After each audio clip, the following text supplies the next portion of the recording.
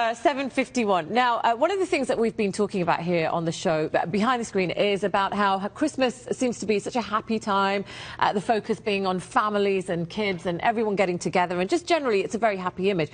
But we forget that actually not everybody is feeling that, and Dr. Ferrari is here to explain how depression rears its ugly head a lot at this time of year, and thanks so much for coming in. Right. It is really easy to forget that not everybody is feeling happy, right? Well, of course. I mean, it's supposed to be the most magical time of the year, right? That's what we're taught to think about the holidays. Right.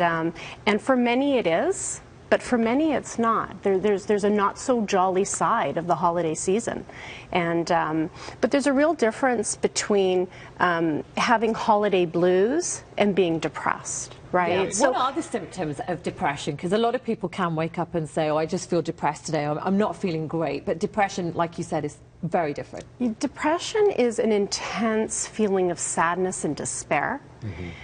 It dramatically changes sort of what you're able to do on a daily basis. You're not keeping to your regular chores or activities.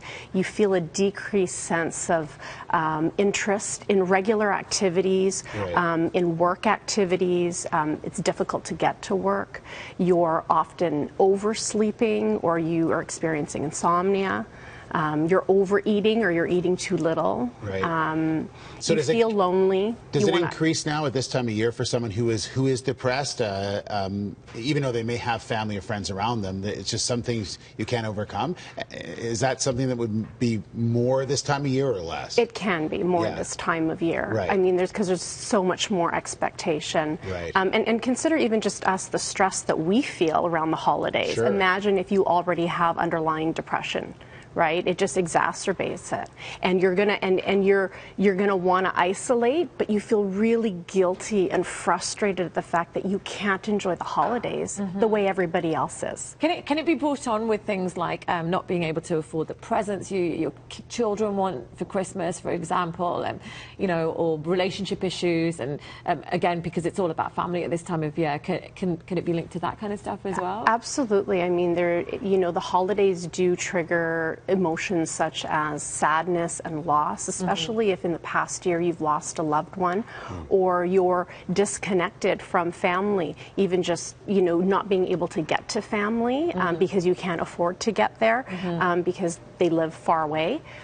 So those sorts of things can really be problematic. Now, what about the blues? It's the Christmas blues, and a lot of, like we mentioned, there are people that are still happy but they don't have family around, and every commercial is how everyone's sitting beside the tree together and stuff. So how do you sort of get out of that? How do you try to help yourself through that through the holidays? Well, I think that when you have the blues, the natural tendency is to isolate, and one of my biggest recommendations is to try to override that tendency to isolate. It sounds counterintuitive, but you need to. You need to reach out to others. You need to let others know what you're feeling. Your friends, family, people in your community can't read your mind. So you need to let them know what's going on for you and be very open about how you're feeling, if you can, so that they can help.